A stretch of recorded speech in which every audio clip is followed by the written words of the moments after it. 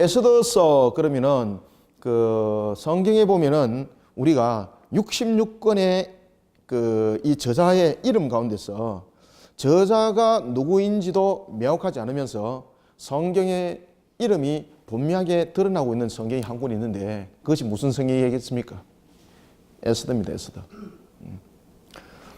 물론 우리가 이제 룻기도 있고 이런 내용들은 우리가 이미 여러분 누가 기록을 했을 것이다 라는 부분에서 일정 부분 드러나고 있는데 에스더서는 누가 기록을 했는지를 알 수가 없는, 그러니까 쉽게 말하면은 우리가 문학적인 부분으로 보면은 작가 미상, 그리고 이 에스더서는 그러한 문학적인 장르도 함께 다루고 있고 그 다음에 역사적인 내용도 함께 다루고 있고 그런 또한 다른 성경과 좀 다른 그런 성격을 가지고 있는 책이라 또 볼 수가 있겠습니다. 그런가 하면은 에스더서에 굉장히 중요한 그 내용들을 다루고 있는 것이 있는데 그것은 뭔가 하면은 에스더서는 우리가 여러분들요, 에스더서는 굉장히 중요한 내용들을 다루고 있습니다. 어떤 내용들을 다루고 있는가 하면은 하나님의 섭리에 관해서 에스더서가 다루고 있습니다. 그런데 참 재밌는 것은 하나님의 섭리를 다루고 있으면서 성경에는 이 하나님이라는 단어가 등장합니까? 등장하지 않습니까? 단어가 등장하지 않습니다. 이게 여러분들 에스더서입니다. 하나님의 섭리에 대해서 굉장히 중요하게 다루고 있습니다. 이제 여러분들이 이제 안에 내용들을 이제 볼 터인데 안에 내용들을 보면은 하나님의 섭리가 어떻게 일어나고 있는지를 갖다가 뚜렷하게 아주 명확하게 드러나고 있는데 기가 막힌 것은 하나님이라는 단어가 등장하지 않습니다. 그래서 이 에스더서를 성경에서 정경화해야 되느냐, 성경에서 제외시켜야 되느냐, 이런 문제라 가지고 논란들을 많이 불러일으켰던 성경 가운데 또 하나였습니다. 그럼에도 불구하고 이 에스더서가 성경에 포함이 됐던 것은 우리가 여러 성경들이 있습니다만은 짧은 이 본문 속에서 하나님의 섭리에 관한 부분들을 확연하게 드러내주고 있는 성경, 뚜렷하게 드러내주고 있는 또한 대표적인 성경이 에스더서이기도 합니다. 그리고 또한 두 번째는 에스더서는 하나님의 섭리에 관해서 그 내용들을 다루고 있는가 하면은 에스더서는 우리가 여러분들이 잘 아시는 것처럼 부림절 이스라엘 사람들이 이 날을 제2의 건국일로 그들이 보고 있습니다. 제2의 건국일. 제2의 건국일. 우리는 여러분들 제2의 건국일이 언제입니까? 8월 15일이지 않습니까? 그죠? 8월 15일. 우리가 다시 해방된 그날을 우리가 제2의 건국이라 우리는 이렇게 생각하고 있습니다. 그런데 우리나라도 여러분 제2의 건국을 여러분들 가만히 한번 되짚어 보십시오. 우리나라도 제2의 건국을 일으킬 때에 우리가 어떤 그 자력에 의해서 우리의 어떤 능력에 의해서 우리나라가 여러분 독립한 것도 아니죠. 진짜로 우리 애국가에서 나타나는 것처럼 하나님이 보호하사, 그죠? 하나님이 보호하사, 하나님이 도우사 이 민족이 해방되었던 그때가 8월 15일 건국기념일입니다. 제2의 건국기념일. 불임절은 바로 하나님께서 그들을 지키시고 보호하사, 이 불임절이 그들에게 만들어지게 되는 것입니다. 그리고 지금도 지키고 있는 절기 가운데서 이스라엘 백성들이 불임절을 지키고 있는데 굉장히 중요하게 이 절기가 지켜지고 있습니다. 왜 그런가 하면 이 날짜가 그들의 제2의 건국일이기 때문입니다. 제일 먼저 이스라엘이라는 나라가 여러분들 세워졌을 때가 여러분들 언제입니까? 바로 BC 1050년에 사울에 의해서 나라가 세워졌지만은 이 불임절 자체는 그들이 완전히 죽임 가운데에 놓여져 있던 그들의 완전히 전화위복의 역사를 일으켰기 때문에 아주 중요하게 여기는 것입니다. 이때는 이스라엘이라는 나라는 존재하지 않았지만은 여러 가지 부분에서 주변으로부터 그들이 박해도 받고 여러 가지 어려운 고난 가운데 놓여 있을지라도 어떤 민족성에 대해서 민족성이 소멸당한다든지 이런 그런 그 위급 상태로 놓여 있지는 않았었습니다. 그런데 이 불임절은 오늘 우리가 이제 제9장 속에서 이 내용들을 다루고 있는데 이 불임절을 통해서 보면은 어떤 내용이 담겨져 있는가 하면은 이들이 아말렉과 전쟁을 치르게 됩니다. 아말렉과의 결전을 하게 됩니다. 결전. 이때에 이 전쟁에서 하나님이 완성을 거두도록 합니다. 완성을. 누가? 하나님께서. 이것이 불임절이 담고 있는 내용입니다. 그래서 이들은 불임절 때를 이틀을 우리가 불임절 보면은 이틀을 그들이 그 절기를 지키는 것도 우리가 좀 특이한 것을 우리가 에스더스를 통해서 볼 수가 있겠습니다. 자, 이런 에스더서 우리가 매일 성경 큐티를 통해서 에스더스를 묵상을 하게 되는데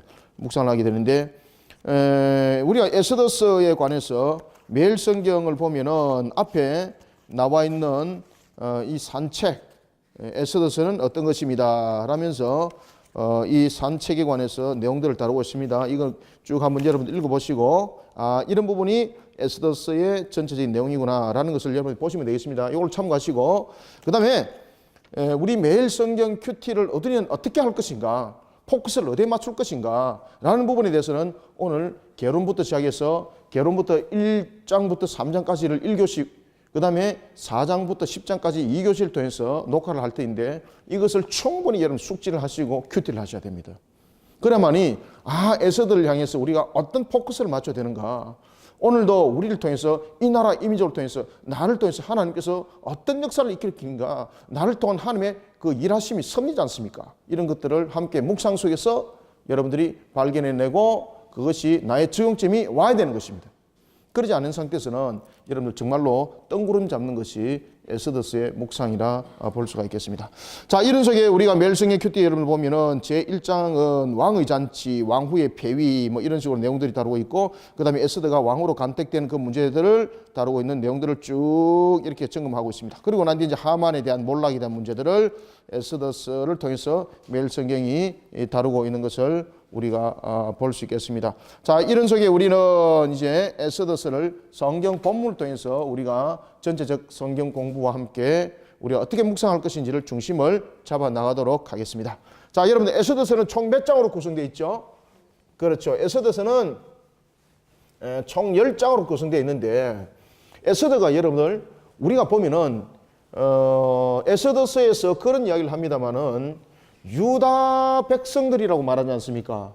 그런데 여러분 에스더와 또한 에스더스에 등장하는 모르드게가 어느 지파 출신 같아요?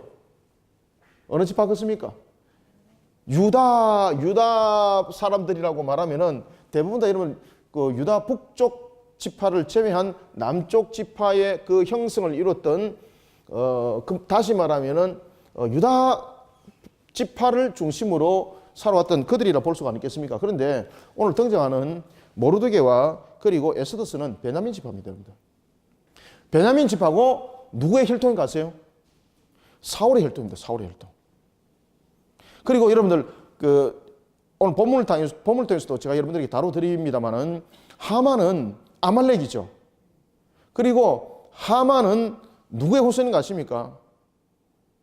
아각의 후손입니다. 아각의 후손. 그렇기 때문에 이 사울과 아각의 이 문제들은 여러분들이 잘 아시는 것처럼 이 아말렉과 전쟁 속에서 조상 때부터 전쟁 속에서 일어났던 것이고 결국은 여러분 아각은 사무엘에서 죽임을 당하지 않습니까? 이런 조상들 때에 가지고 있었던 이 캐캐못던 감정들이 이 속에 그대로 드러납니다. 에스더 속에서. 자, 이런 에스더서 우리가 총 6장으로 구성되어 있는데 특히 에스더서는 시대적인 배경을 보면은 이 시대적인 배경을 보면은 페르시아 때를 우리가 페르시아 제국이죠. 그죠? 페르시아 제국. 다시 말하면 우리가 잘 알고 있는 메데바사죠. 메데바사의 그 시대의 배경을 가지고 있고 그리고 그 시대의 배경에서 왕은 아하수에로 왕이었습니다. 아하수에로.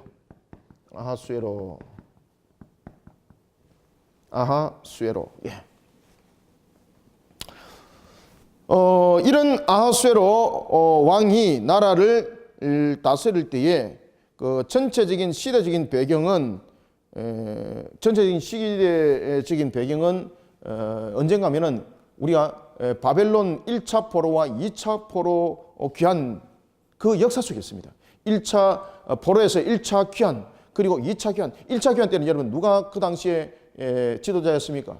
스룹바벨이었죠. 그리고 2차 귀환 때는 에스라가 지도자였습니다. 3차 때는 느헤미야였고 그러니까 1차 포로 귀환과 2차 포로 귀환 사이에 그 있었던 사건이었습니다. 이때가 우리가 시대적인 사건으로 보면은 바로 BC 464년부터 435년 그죠? 이때가 여러분 보시면 아하수에로가 BC 우리가 이제 성경에도 이제 그런 그 내용들을 우리가 이제 다루고 있습니다만은 464년부터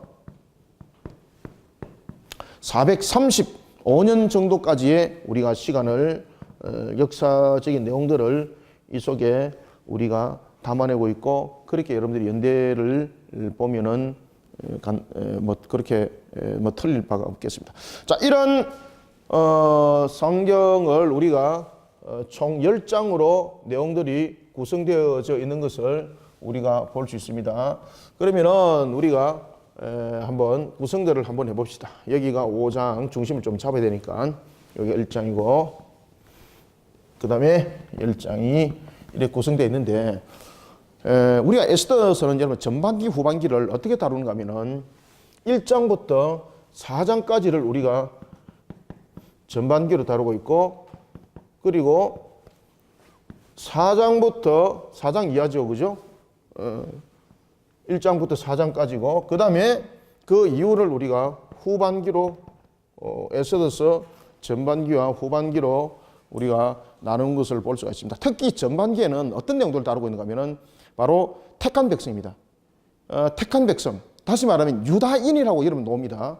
제가 여러분들 서두에도 말씀드렸습니다만은 이 본문 속에 보면은 두 인물이 이스라엘 족속 가운데서 아주 중요한 두 인물이 등장하게 되는데, 첫 번째는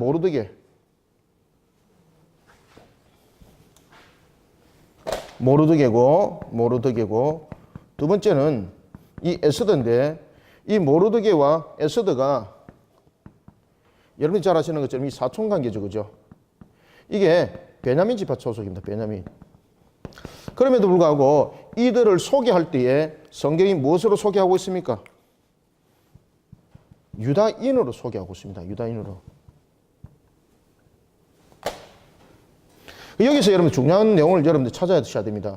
왜 유다인으로 소개를 하고 있는가라는 것입니다. 왜? 무엇 때문에 여러분 유다인으로 소개를 하고 있을까요? 그냥 베냐민 지파라고 분명히 안에서도 이야기를 하고 있는데, 그 전에 유다인이라고 여러분 소개를 하고 있습니다. 유다인. 이 유다인이라고 이야기를 하는 것은 어떤 내용을 담고 있는가 하면은 무엇을 이야기를 하고자고 지금 유다인이라는 내용을 담겠습니까? 언약의 관점에서 이 내용들을 지금 설명하고 있는 겁니다. 이거. 그래서 특히 이 에스더서는 하나님이라는 단어가 전혀 등장하지 않습니다. 그럼에도 불구하고 하나님의 섭리가 안에서 집요하게 이야기를 하고 있고요. 그 다음에 하나님의 언약의 성취가 안에서 전체적인 내용들을 보면은 그 내용들을 다루고 있는 겁니다. 그 내용이 어떤 단어 속에서 일어나고 있는가 하면 바로 유다인이라는 것을 통해서 벌써 등장을 하고 있습니다. 이들 향해서 보면 모르드게와 에스더는 베냐민 지파 소속입니다. 그것도 이 모르드게는 베냐민 지파 가운데서도 누구의 후손이라고 그랬습니까? 제가 사울의 후손입니다. 사울의 후손. 사울 왕의 후손입니다, 여러분들. 그러면은 사울 왕의 후손인 것 같으면은 유다 지파와 관계가 결코 좋다고 이런 볼 수 없는 거죠. 왜 그런가 하면은 다윗이 왕으로 있다가 압살롬의 아들에 의해서, 자신의 아들 압살롬에 의해서 쫓김을 당할 때에 바로 사울의 지파했던, 사울의 혈족했던 시므이로부터 아주 내용들을 다룰 때 그 서로 간의 관계 설정들이 마치 원수가 될 수 있는 그런 관계 설정에 놓여 있는 것을 우리가 볼 수가 있는 거죠. 그래서 좋지 못한 관계라는 것을 우리가 알 수가 있습니다. 그런데 이 유다인이라고 설명을 하고 있는 것은 사울 왕의 후손이었던 모르드게와 에스더가 베냐민 지파임에도 불구하고 이 내용 속에서 여러분들 이스라엘에 대한 하나님의 언약의 관점을 담아내고 있더라는 것입니다. 자, 이런 에스더서가 제1장과 제2장의 내용 속에 우리가 1장과 2장을 여러분 한번 볼까요? 여기서 보면은 1장과 그리고 2장에서는 이 전반기 속에서 1장과 2장에서는 그 내용들을 무엇을 여러분 다루고 있는가 하면은 바로 그 당시에 아하수에로의 왕후였던 와스디가 폐위가 됩니다. 와스디 폐위. 와스디의 폐위를 다루고 있고, 그리고 누가 왕후가 되는 겁니까? 에스더의 왕후의 모습으로 등장하고 있는 것을 저기를 다루고 있습니다. 그리고 1장과 2장 속에서 세 가지 큰 사건을 다루고 있는데, 첫 번째는 와스더의 폐위를 다루고 있고, 와스다의 폐위를 다루고 있고, 우리가 이제 그 와스디의 폐위를 다루고 있고, 두 번째는 에스더의 왕후의 그 간택된 것을 다루고 있고, 세 번째는 누가 등장하겠습니까? 모르드게입니다. 모르드게. 이 모르드게가 어떤 내용 속에서 그가 등장하는가 하면은 모르드게가 어떤 공적을 쌓았더라라는 것이 먼저 딱 등장해요. 그죠? 모르드게 공적. 이 세 가지를 사건을 다루고 있습니다. 이 세 가지 사건을 통해서 여러분들이 공통적으로 봐야 될 것이 있습니다. 자, 와스디가 왜 폐위가 됐는가라는 것입니다. 그렇죠? 그 내용들을 이제 성경에서 이야기를 합니다. 이제 1장에서 그 내용들을 다룰 것이고, 그 다음에 에스더가 어떻게 해서 왕후가 됐는가? 에스더는 여러분 본문에도 여러분 보시면요, 세 가지 속에서 전혀 왕후가 될 수 있는 자격을 가지고 있지 않는 자였습니다. 그 다음에 세 번째, 모르드게의 공적은 어떻게 쌓았는가? 모르드가 여러분들 공적을 쌓기 위해서 그가 조직을 가지고 있었습니까? 천만에요. 그가 관심 없게 그 문 앞에 있다가 아수에로 왕의 그 내시가 반란을 일으키는 내용들을 그가 듣는 거예요, 여러분들요. 그가 들으려고 했던 것이 아니라, 여러분 반란 일으킬 때 사람들한테 동네 사람들아 들으세요 이러면서 나발 부르면서 여러분들 이야기합니까? 아니죠. 왜? 발각 때문에 죽는 거니까. 그 비밀한 내용을 모르드게가 알게 되는 겁니다, 여러분들. 이를 통해서 우리가 제1장과 제2장을 통해서 우리가 무엇을 발견해야 되겠습니까? 하나님의 뜻을 이루기 위한 첫 번째 섭리입니다. 하나님의 섭리. 이게 하나님의 1차 섭리를 우리 속에 다루고 있습니다. 그러면서 우리가 어떤 일들을 하나님께서 이렇게 세우실 때에 우리가 여러분들 보면은 열매가 있기 전까지는 씨를 뿌리게 되고 그것이 줄기가 자라나게 되고 열매를 맺는 것처럼 하나님께서 그렇게 일을 하시는 거예요. 그래서 1차 섭리를 통해서 하나님이 어떻게 일하는지도 우리는 모르게 오늘도 우리가 나아가고 있지만은 그런 속에도 하나님의 은혜가 하나님의 섭리 가운데 모든 것이 새겨져 있더라는 겁니다. 그래서 이 속에서 하나님의 섭리를 1차적으로 다루면서 계속해서 무엇을 다루겠습니까? 하나님의 은혜를 다루고 있습니다. 그러니까 전체적으로 하나님의 섭리 가운데서 비춰지는 것이 뭔가 하면은 전부 다 하나님의 은혜를 다루고 있습니다. 은혜를. 언약의 관점 속에서도 마찬가지입니다. 자, 그런가 하면은 이제 3장과 4장은 어떤 내용을 다루고 있는가 하면은 그 당시에 가지고 있던 하만이었습니다.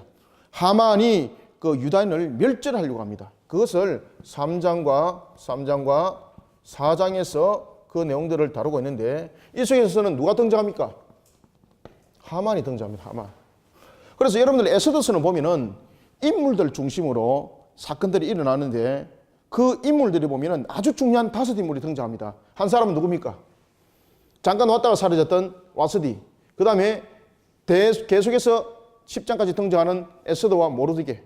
그 다음에 그 결정적인 단계 속에서 결정권을 가지고 있었던 아하수에로. 그리고 또한 그 시대에 대한 그 사건들을 주도했던 한 사람, 하만. 이 하만은 여러분 어느 지파라 그랬습니까? 그렇죠. 하만은 아말렉 사람입니다. 아말렉. 성경이 계속해서 이야기를 하고 있습니다.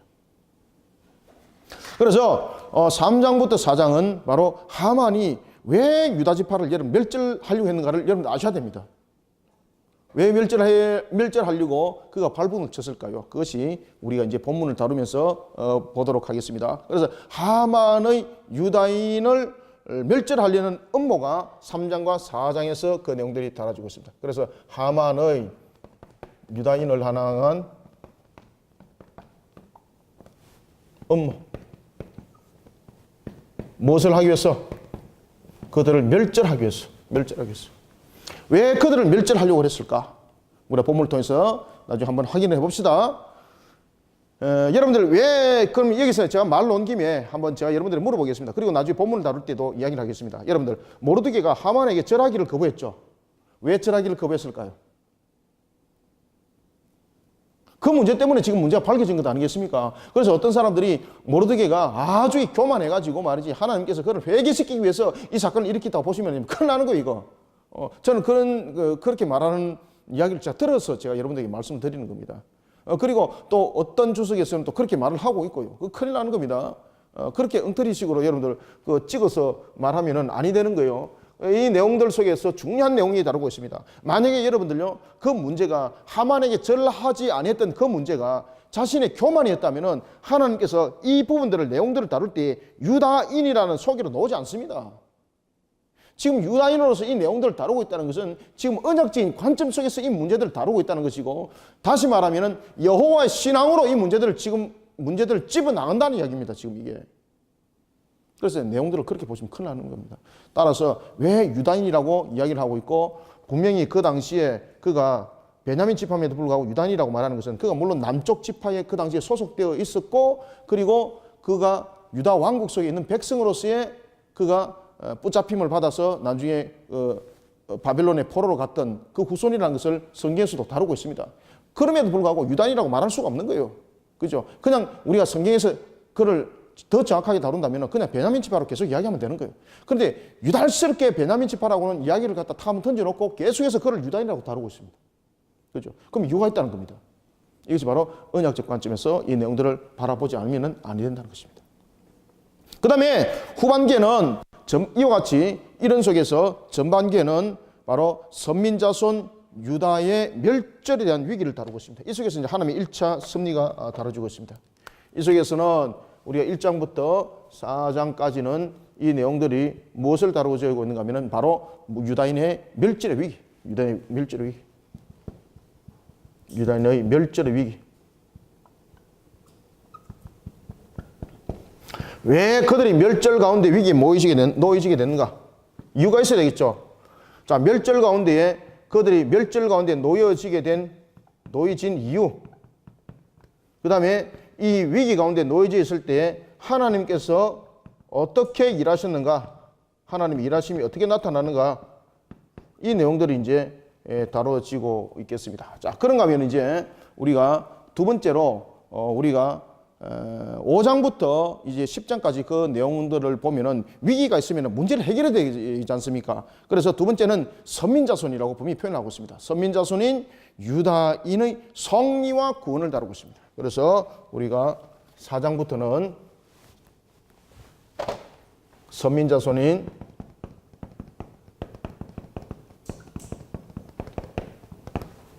유다 백성의 유다의 성리와 구원입니다.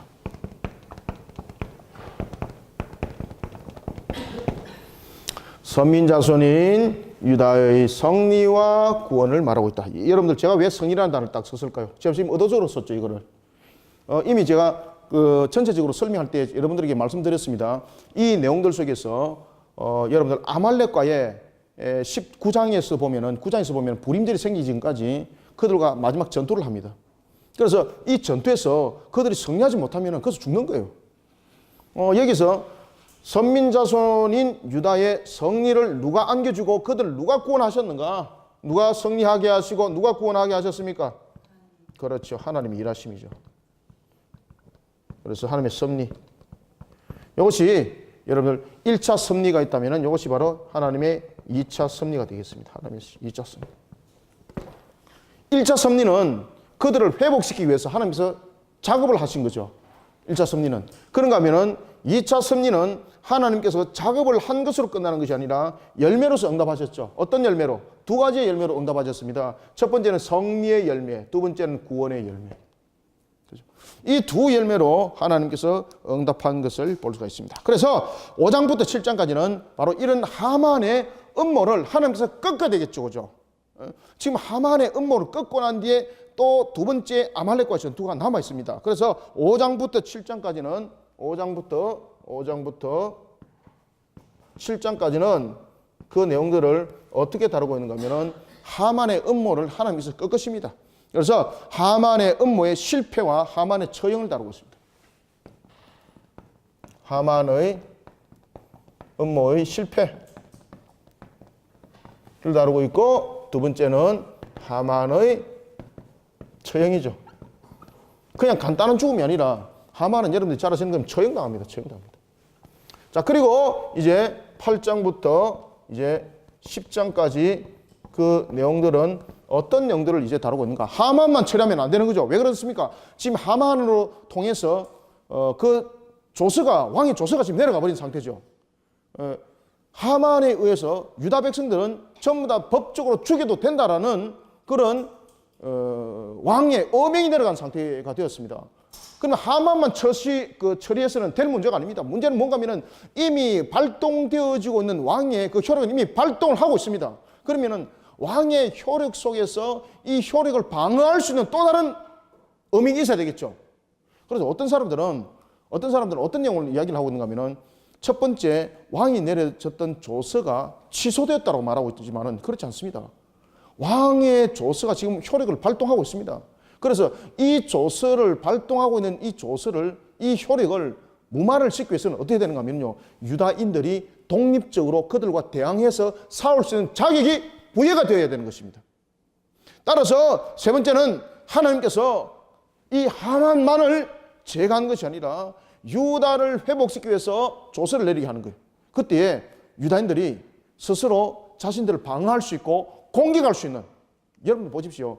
지금 종입니다. 그들이 지금 포로 상태입니다. 종이고 포로 상태에 있는 그들이 어떻게 여러분 방어를 할 수 있고 어떻게 공격할 수 있습니까? 방어를 하는 것은 도망가는 방어는 되지만은 무기를 들고 방어하는 것도 여러분 종의 입장에서는, 포로 입장에서는 할 수가 없는 거예요. 그러면 그들에게 무기를 들고 자신들을 방어하고 무기를 들고 대적들을 물리칠 수 있다는 것은 말 그대로 뭔가 하면 국군의 회복을 말하고 있습니다. 이 에스더서 마지막에 이것을 다루고 있는 겁니다. 따라서 유다인의 성리와 부활절의 불임절의 이 제정은 그런 중요한 내용들을 다루고 있는 겁니다. 그래서 하반부에서 가운데서도 8장부터 10장까지는 제일 먼저 유다인의 성리입니다. 성리와 그리고 두 번째 불임절의 제정입니다. 이 두 문제를 다루고 있는데 이 유다인의 성리를 통해서 말 그대로 왕이 조서를 내린 그 효력이 발동되었기 때문에 그들을 아말렉 족속들을 비롯한 그들이 유다인들을 죽일 수가 없었다라고 생각하시면 큰 오해입니다. 이미 왕의 조서는 효력이 발동되어 버렸습니다. 그런데 이 발동이 되어버린 효력을 가지고 유다인들이 방어를 하고 또 그것을 지켜나가기 위해서는 두 가지의 성립이 되어야 됩니다. 무엇이 성립돼야 됩니까? 종으로서는 할 수 없는 것이 되어야 됩니다. 무기를 가지고 첫 번째 방어를 할 수 있어야 되고, 무기를 들고 두 번째 공격을 할 수 있어야 됩니다. 방어만 해서는 안 되는 거죠. 공격을 할 수 있어야 되는 겁니다. 그래서 이것이 조서의 담기입니다. 그런데 문제는 그렇게 그들과 전투에 벌였었을 때에 아말렉이 분명히 이길 수가 있겠죠. 그래서 이 불임절을 제정했던 가장 큰 이유가 이 전쟁은 누가 이기게 했다는 이야기입니까? 그렇죠. 그래서 불임절을 제정한 겁니다. 여러분들은 그 불임절이 그들이 왕으로부터 어명이 되어서 살아나는 것을 제정한 것이라 말할 수 있지만은 그것은 결론이고요. 그 과정 속에서 전쟁이 있습니다. 하나님께서 그 전쟁을 성립하시는 거예요. 자, 이런 내용들을 우리가 에스더서 전체 1장부터 10장까지 이 내용들을 우리가 다루고 있는 것을 우리가 볼 수가 있겠습니다. 그래서 우리가 특히 이제 우리가 이 내용들 속에서 이 성경이 기록됐던 연대는 아하수에로가 다스리고 있었던 464년부터 435년을 그 내용들을 다루고 있다면은 전체적인 우리가 이제 기록 연대를 그렇게 본다면은 이 에스더서는 그러면은 언제 기록되었을까? 이제 이 시대가 끝난 그 후에 누군가에 의해서 기록되는데 그때가 바로 약 한 BC 483년에 기록되지 않았을까 이렇게 보고 있습니다. 역사신학자들이. 그래서 BC 약 한 483년 정도 이 성경이 기록되지 않았을까. 그런데 누가 이 성경을 기록했는지는 알 수는 없습니다. 알 수는 없고 이 성경이 가지는 핵심적인 것들 속에서 한 여인을 등장시켜서 하나님의 섭리를 바라보게 했는데 그 이름이 바로 에스더였습니다. 자, 이런 속에 우리가 이제 에스더서를 우리가 1장부터 3장까지의 내용들을 빨리 한번 우리가 보면서 매일 성경을 어떻게 묵상할 것인가? 자, 우리가 보도록 하겠습니다. 자, 이 전체적인 여러분 개론들은 굉장히 중요합니다. 아시겠죠? 그래서 여러분들이 지금까지 알고 있던 에스더서에 대해서 조금 다른 부분들이 있습니다. 분명히. 그러나 이런 부분들에 대해서 여러분들이 보다 더 다시 한번 더 본문들을 묵상하면서 이 내용들이 왜 이렇게 제가 전개를 시켰는가를 여러분들 잘 아셔야 되는 거예요. 그래서 우리는 에스더서는 두 가지 하나님의 섭리를 봐야 된다. 첫 번째 전반기를 통해서는 1차 섭리를 통해서는 하나님의 은혜를 통해서 유다인들을 어떻게 하나님께서는 그 위기 가운데에서 빼낼 것인지를 작업하는 하나님의 섭리였다. 그런가 하면은 두 번째 제2차 섭리는 하나님의 은혜가 무엇으로 나타납니까? 열매로 나타나는 거죠. 하나님의 은혜가. 하나님의 은혜가, 하나님의 섭리가 열매로 나타나는 겁니다. 열매로. 그 열매로 어떻게 나타났습니까? 바로 승리와 구원이라는 열매로 나타났다. 따라서 우리가 5장부터 10장까지는 제2차 하나님의 일하심, 섭리를 다루고 있다. 하나님의 섭리를 다루고 있다. 자, 이런 속에 이제 우리가 본문들을 하나하나 보면서 그 내용들을 우리가 한번 간추려 나가도록 하겠습니다. 자, 에스더서 1장 1절 한번 봅시다. 에스더서 1장 1절에 제일 먼저 내용이 어떤 내용이 등장합니까?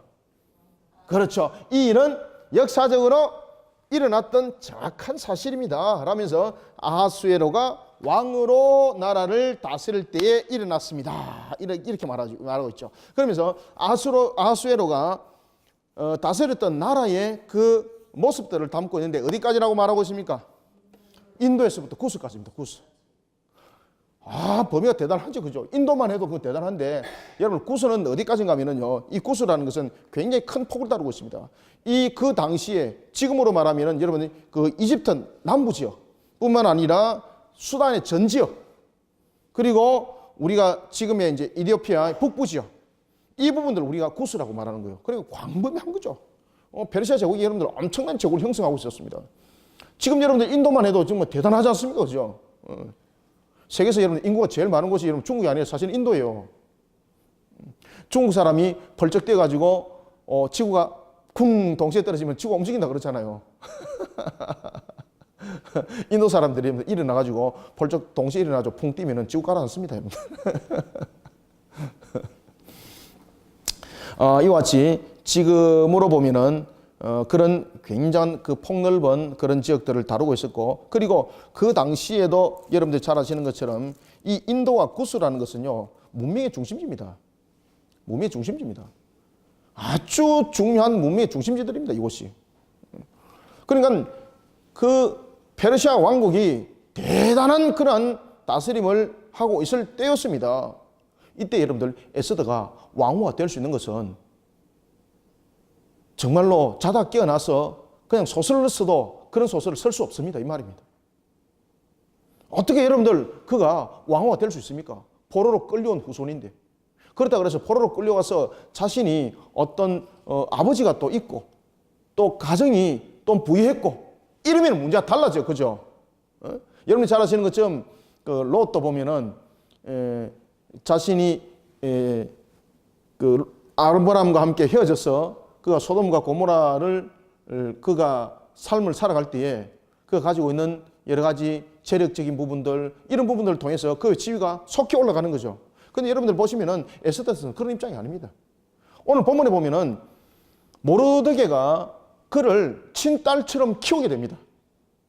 그죠? 자신의 삼촌의 딸인 에스더를 자신의 딸처럼 키웠더라. 성경은 이렇게 말하고 있습니다.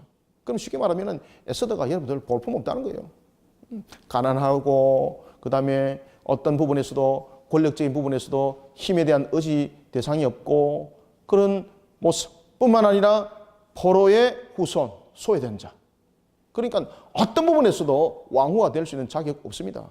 그래서 이 아수에로가 어떤 왕이었고 그리고 에스더가 왕후가 되는 것이 하나님의 큰 섭리가 아니면은 하나님의 일하심이 아니면 그가 될 수 없다는 것을 먼저 딱 설명하고 있었는데 그것이 바로 페르시아 제국을 아수에로가 다스렸던 그 지역이 어디부터 어디까지라고 말씀을 주고 있습니까? 인도에서부터 구스까지다. 아멘. 그리고 127지방을 다스리고 있다라고 말하고 있습니다. 그래서 저와 여러분들도 우리가 세상 속에서 우리가 이것들을 묵상하면서 나의 모습 속에서 하나님의 일하심을 볼 수 있어야 되는 거예요. 나의 모습을 통해서 내가 에스더와 같은 모습, 그럼에도 불구하고 하나님께서 우리를 통해서 열매를 맺게 하시면 역사는 일어나는 겁니다. 그때 우리의 자세는 무엇이 필요한가? 모르드게를 보십시오. 에스더를 보십시오. 하나님 신앙에 무릎 꿇습니다. 이것이 우리의 모습이 되어야 되는 거예요. 이것이 우리가 매일 성경을 묵상을 통해서 우리 속에 와닿아야 될 하나의 우리의 과제인 것입니다. 자, 그러면서 이제 여러분들 보시면은요, 왕이 잔치를 벌립니다. 4절 보세요. 그렇게 이제 나라를 다스리는 왕이 나라를 다스릴 때에 각 지방에 지방 장관들이 있을 것 아니겠습니까? 각 지방의 장관들을 잘 다스려야지 제국이 문제가 없이 다스릴 수가 있는데 아하수에가 그런 정책을 잘 펼쳤던 겁니다. 그때 성경 보면은 그가 180일 동안 잔치를 벌립니다. 180일. 여러분 180일은 몇 개월입니까? 약 6개월이죠. 약 6개월. 그가 여러분들 6개월 동안 잔치를 벌리는데 잘 생각해 보십시오. 6개월 동안 잔치를 벌렸는데 모든 지방 장관들을 한 날에 모아서 6개월 동안 잔치를 벌렸다고 말하면 이건 엉터리입니다. 왜냐하면 이렇게 잔치를 벌리게 되면 국가 방위력이 떨어질 수밖에 없고 결국은 외침에 의해서 나라가 멸망당합니다. 그러면은 그가 6개월 동안 180일 동안 어떻게 그가 잔치를 벌렸다는 이야기입니까? 예? 그렇죠. 교대로.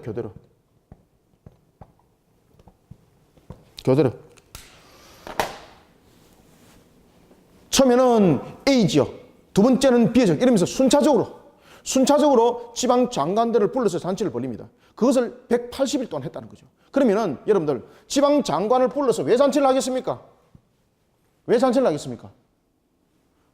두 가지죠. 첫 번째는 자신의 권위와 자신의 명예라든지 그 다음에 자신의 그런 쉽게 말하면 높음을 그들에게 말 그대로 자랑을 하는 거죠. 그 다음에 두 번째는 다스림에 대한 기준입니다.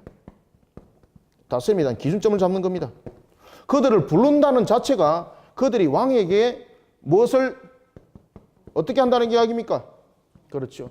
왕의 명령에 순종입니다. 왕의 명령에 순종.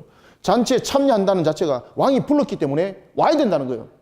따라서 지금 180일 동안 그가 잔치를 벌였다는 것은 자신의 부귀와 영화가 그리고 통치의 위용을 과시함이 있지만은 자신의 권위와 명예와 그 높음을 자랑하기 위해서 자신의 이 모든 것을 그 위용을 나타내는 거죠. 자신의 위용을 나타냄이죠. 이 위용을 왜 나타내겠습니까? 그래서 잔치를 그냥 하는 것 아니죠. 이 왕이 먹고 마시고 노는 걸 굉장히 좋아했구나 이렇게 보시면 안 됩니다. 이 잔치를 통해서 무엇을 합니까? 정치를 하는 거예요. 정치. 자, 여러분들 사울 보십시오. 사울이 밥상에서 정치하죠. 그때 그 밥상에는 왕족들이 중심이 되는 거죠.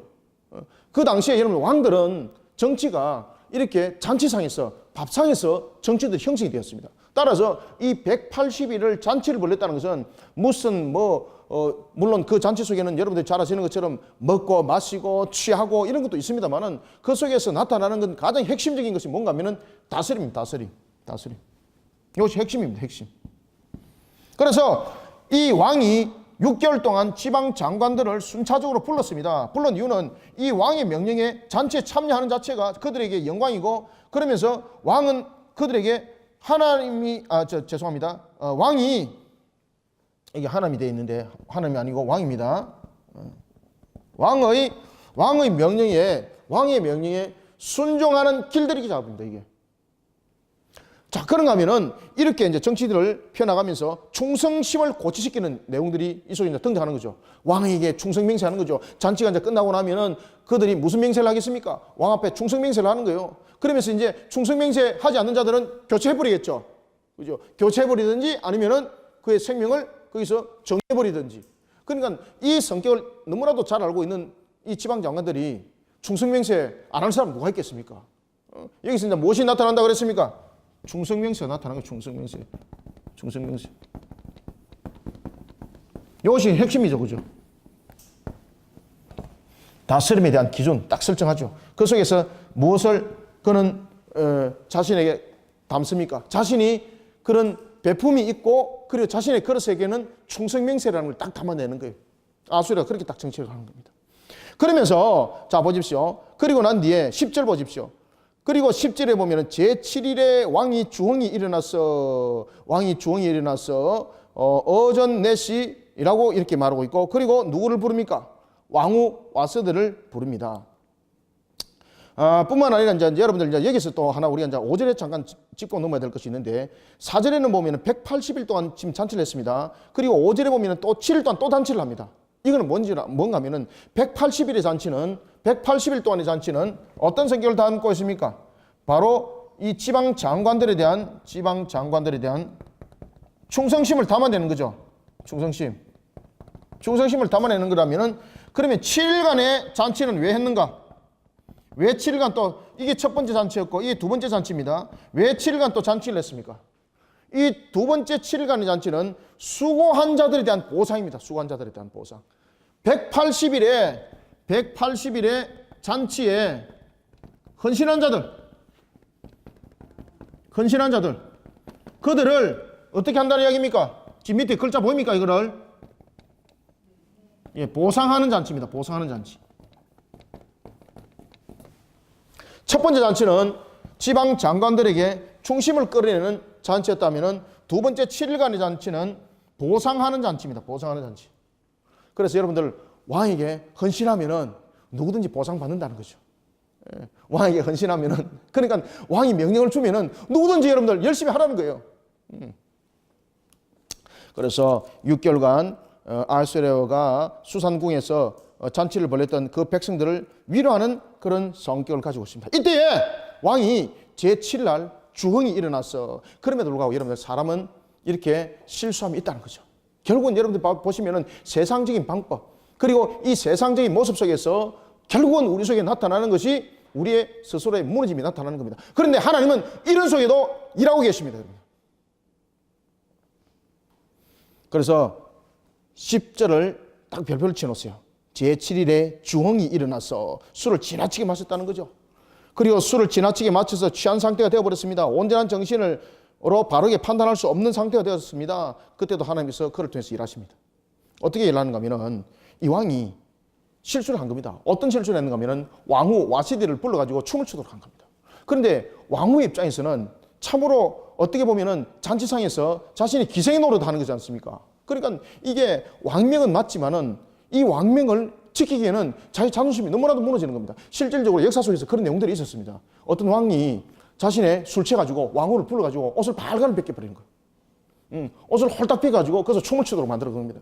그러다가 이 왕후가 그 춤추는 장면에서 한 장관과 눈이 마주치게 됩니다. 그리고 그 남자와 동침을 하게 되고 그 남자에게 이 왕을 죽이도록 자신이 수모를 당했지 않습니까? 그리고 그 왕을 죽이도록 합니다. 그리고 실제로 반란을 일으켜서 왕을 죽여버리는 그런 일들이 있었습니다. 역사 속에서. 그러니까 이 와시디 입장에서는 얼마나 여러분들 보면은 자존심이 무너지겠어요. 그래서 그가 거부를 해버립니다. 이때에 내시들이 이렇게 말합니다. 지금 보십시오. 180일의 잔치에서 전부 다 명령에 순종했습니다. 그 다음에 7일 동안 잔치를 통해서는 충성한 자는 전부 다 보상을 받았습니다. 그런데 왕의 명을 누가 거역해버렸습니까? 와시디가 거부를 해버린 겁니다. 와시디가. 이 와시디가 왕의 명령을 거부해버리는 것은 어떤 역사가 일어나는가 하면 모든 지방 장관들을 비롯해서 왕에게 수종드는 자들이 반란을 일으킬 수 있는 계기를 제공한 거예요. 이게. 그러다 보니까 16절 보십시오. 16절 보면은 머우간이라는 머우간이 이렇게 말합니다. 머우간은 보면은 왕과 함께 있던 그 첫 자리에 있었던 그 충신이죠. 14절이 그때 이렇게 말합니다. 14절 그때 왕에게 가까이 하여 왕의 기색을 살피며 나라의 첫 자리에 앉은 자는 바사와 메대의 7지방 장관, 아주 높은 자리죠. 7지방 장관 곧 가르스나와 세달과 아드다마와 다시스와 그리고 멜레스와 마르스나와 머무간이라. 그 머무간이 16절 어떻게 말합니까? 자, 한번 읽어봅시다. 시작. 머무간이 왕과 지방 장관 앞에서 대답하여 이르되 왕후 와스디가 왕에게만 잘못을 했을 뿐만 아니라 아하수에로 왕의 각 지방 장관들과 뭇백성에도 잘못하였나이다. 아멘. 이 머무간은 와스디의 거릇된 행동이 페르시아 제국 내의 모든 족속들, 모든 민족들에게 악영향을 끼치는 그런 내용들이 되기 때문에 왕은 이 왕후의 행동에 대해서 분명하게 조치를 취하지 않으면 왕이 쓸 자리가 없습니다 라고 이야기를 하게 됩니다. 따라서 우리가 엑소더스의 제1장은 어떤 내용을 다루고 있는가 하면 바로 와스디 왕후의 폐위를 다루고 있습니다. 와스디 왕후의 폐위. 제1장은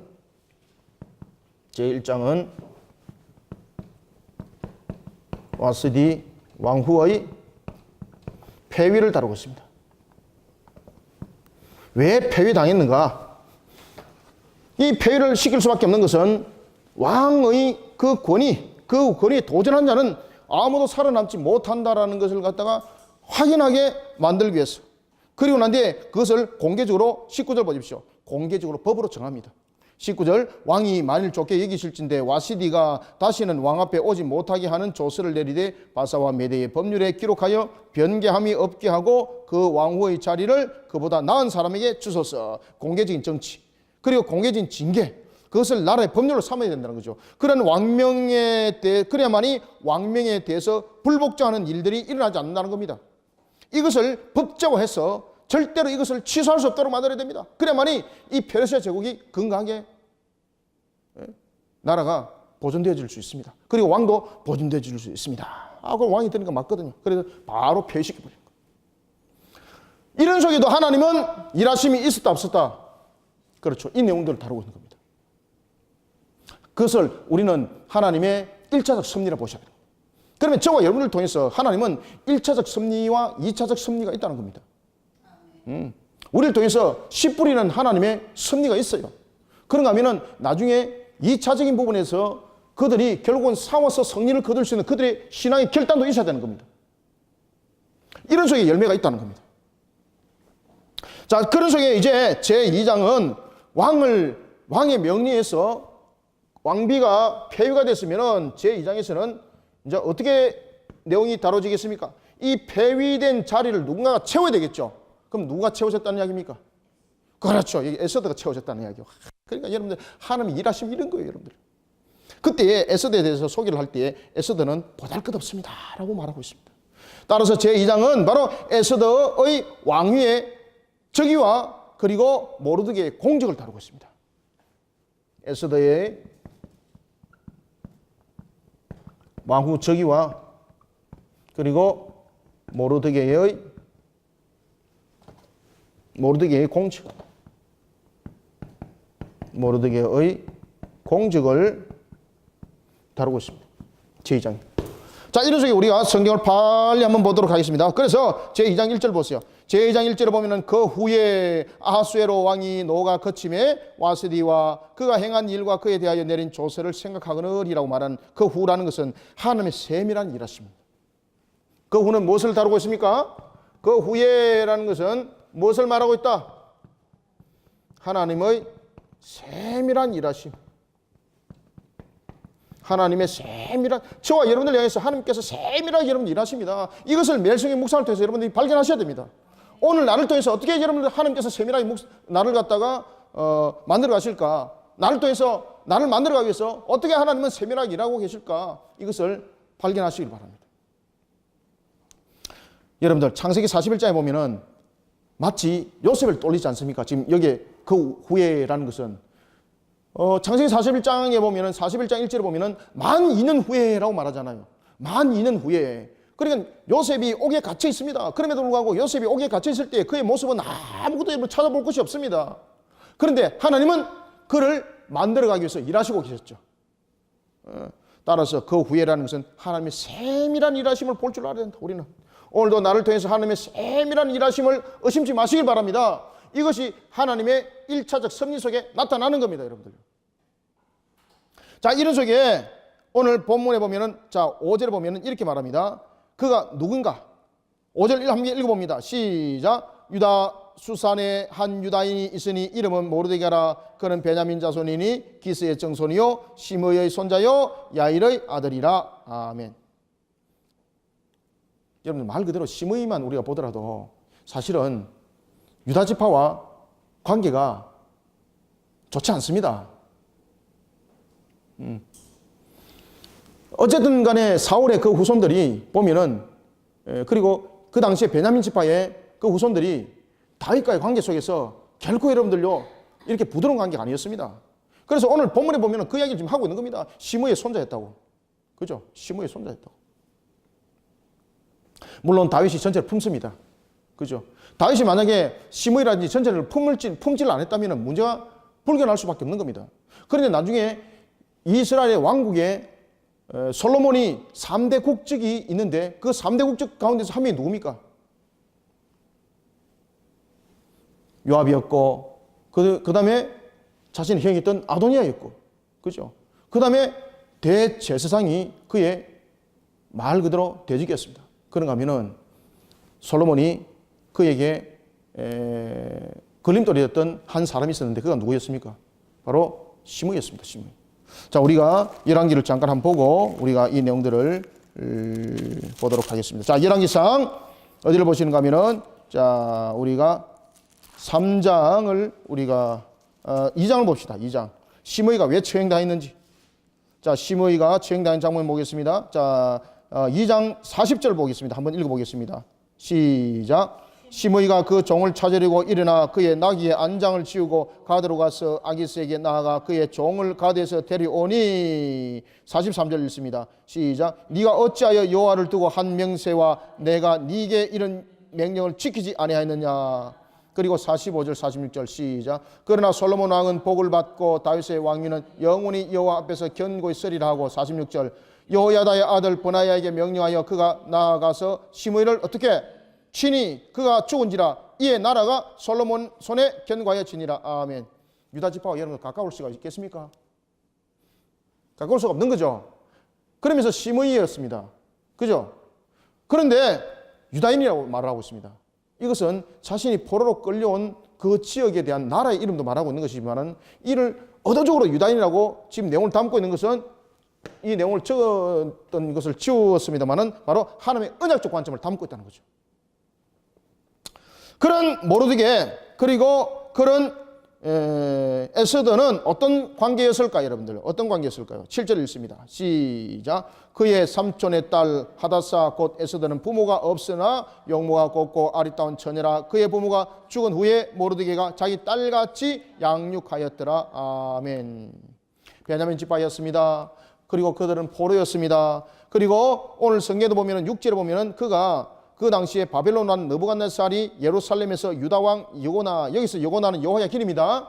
여호야긴이 붙잡혀 올 때에 그때 모르드게가 함께 사로잡혀 왔습니다라고 말하면 안 됩니다. 이거는 어떤 내용을 담고 있는가 하면은 그 당시에 여러분들 만약에 모르드게가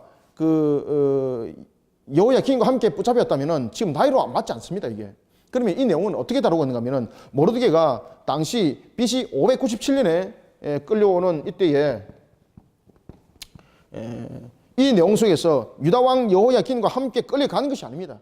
그렇게 끌려간 것처럼 기술하고 있는 것은 역사적으로 볼 때에 그 끌려간 그 자체가 자신의 그 선조들이 다시 말하면 그는 그 끌려온 자의 후손입니다라는 것을 담고 있는 겁니다. 이해가시죠? 그렇기 때문에 모르드게는 바벨론에 끌려온 유다 후손 가운데 한 사람입니다 라고 말하고 있고, 그러면서 그가 베냐민 지파라고 분명히 말을 하고 있고, 그리고 그 베냐민 지파 속에서 누구를 말하고 있습니까? 시므이를 딱 그잡아 당기고 있죠. 그럼에도 불구하고 그가 어디인이라고 말하고 있습니까? 그렇죠. 유다인이라. 하나님의 언약적인 관점에서 지금 이 내용들을 지금 전체적으로 문제를 풀어나간다라는 것입니다. 자, 이런 속에 우리는 제2장을 통해서 이런 모르드게와 이런 에스더가 어찌 여러분들 그 당시에 페르시아 제국의 중요한 인물이 될 수가 있는가? 하나님이 일하심이 아니면은 그는 중심의 인물이 아니라 그들은 그저 구름에 실려가는 하나의 모습이 될 수밖에 없고, 바람 불 때에 그냥 먼지와 함께 실려가는 그런 가치 없는 그런 티끌과 같은 존재들이었다, 이 말입니다. 그런 티끌과 같은 그런 존재들을 하나님께서 제1차 섭리를 통해서 그들을 만들어 갔다는 거예요. 그래서 9절 보십시오. 첫 번째 은혜입니다. 따라서 뒤에서 제가 말씀드리겠습니다만 하나님께서는 이 에스더를 통해서 7가지의 은혜를 말하고 있습니다. 첫 번째 은혜가 뭔가 하면 9절 보십시오. 회개가 함께 읽습니다. 시작. 회개가 이 처녀를 좋게 보고 은혜를 베풀어 몸을 정결하게 할 물품과 일용품을 곧 주매, 또 왕궁에서 을에 주는 7 궁녀를 주고 에스더와 그 궁녀들을 후궁 아름다운 처소로 옮기더라. 아멘. 지금 에스더 속에서는 여러분들요, 하나님의 은혜라는 것을 이야기를 하기 위해서 대표적인 숫자가 등장하고 있는 것이 있는데 그것이 7이라는 겁니다. 이 7이라는 숫자는 바로 하나님의 완전한 섭리를 말하고 있고, 그리고 또한 7이라는 이 숫자를 성경에서 보면은 오늘 첫 번째 2장 9절과 그리고 뒤에서 내가 말씀드리겠습니다. 합니다만은 2장 9절과 그리고 15절, 17절 뿐만 아니라 5장 2절과 8절 그리고 7장 3절, 8장 9절 이렇게 7번을 다루고 있습니다. 그것은 나중에 뒤에 내가 칠판에 써서 다시 한 번 더 말씀을 드리겠습니다. 자, 이런 속에 그가 하나님으로부터 은혜를 받았다는 이야기죠. 저와 여러분들은 묵상할 때에 이 부분들을 반드시 살려야 합니다. 그런 속에 그는 일반적으로 왕의 처소에 이제 들어가게 되었는데, 일반적으로 왕의 처소에 들어갈 때에 일반적으로 처녀들은 왕의 마음을 사로잡아야 될 것 아니겠습니까? 왕의 마음을 사로잡아야만이 자신의 위치가 서는 거죠. 그래서 오늘 성경 보면은 13절에 이렇게 말합니다. 함께 읽습니다. 시작. 처녀가 왕에게 나아갈 때에 그가 구하는 것을 다 주어 후궁에게 왕궁으로 가지고 가게 하고. 그런데 모르드게는 어떻게 했을까요? 한번 볼까요? 모르드게는 여러분 어떻게 했겠습니까? 15절 읽습니다. 시작. 모르드게의 삼촌 하비하달의 딸 곧 모르드게가 자기의 딸같이 양육하는 에스더가 차례대로 왕에게 나아갈 때에 궁녀를 주관하는 내시 헤게가 정한 것 외에는 다른 것을 구하지 아니하였으나 모든 보는 자에게 사랑을 받더라. 아멘. 이것이 두 번째 은혜입니다. 하나님. 첫 번째 은혜는 무엇이었습니까? 첫 번째 은혜는 헤게를 통해서 에스더로 하여금 아름답게 좋게 보도록 하나님이 역사하는 거예요. 그 다음에 두 번째는 어떻게 하나님께서 이 모든 섭리 가운데 일들을 만들어가기 위해서 역사합니까? 어떻게 은혜를 베풉니까? 다른 여인들은 모든 기구를 통해서 자신을 치장하고 그리고 모든 기구를 통해서 왕의 마음을 사로잡으려고 가지만은 에스더서는 그 인본적인 것들, 인위적인 것들을 다 내려놨다는 이야기입니다. 그런데 놀랄 사실은 그렇게 모든 것을 다 내려놨음에도 불구하고 성경은 이렇게 말합니다. 와스디를 그렇죠. 사랑받게 하더라. 그가 사랑받았더라. 그러면서 17절 한번 읽어보세요. 17절 시작. 왕이 모든 여자보다 에스더를 더 사랑하므로 그가 모든 처녀보다 왕 앞에 더 은총을 얻은지라. 왕이 그의 머리에 관을 씌우고 와스디를 대신하여 왕으로 삼은지라. 아멘. 세 번째 은혜는 뭡니까?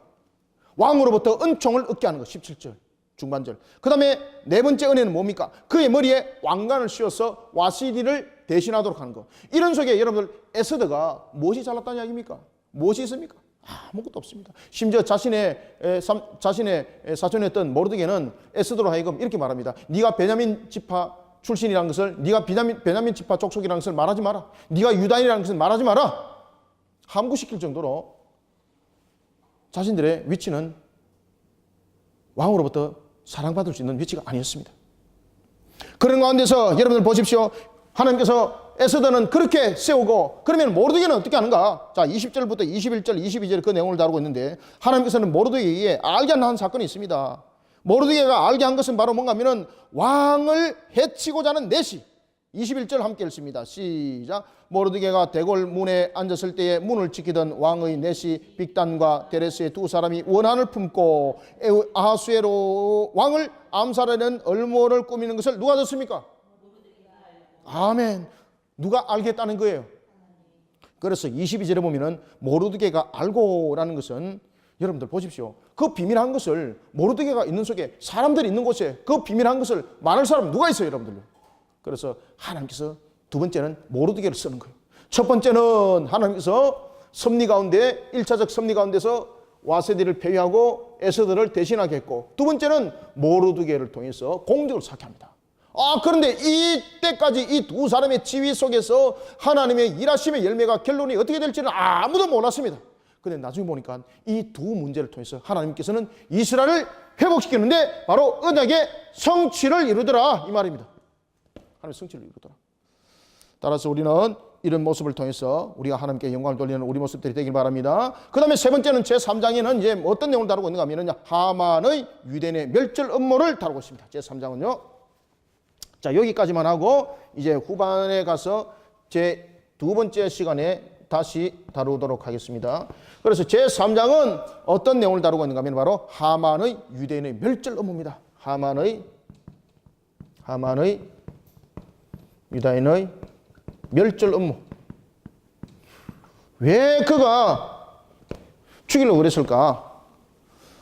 이 말 그대로 조상들 속에서 흘러왔던 그런 과거의 내용들을 함께 담고 있고 이러한 내용들이 있습니다. 자, 이 내용들을 가지고 우리가 이제 두 번째 시간에 3장부터 10장까지 내용을 다루도록 하겠습니다. 그리고 물론 이제 4장부터 내용들을 다룰 수는 있겠습니다만은 3장을 두 번째 시간에 제가 보강을 하겠습니다. 이 하만의 음모 내용들이 어떤 것을 담고 있는지를 뒤에 이어서 보도록 하겠습니다.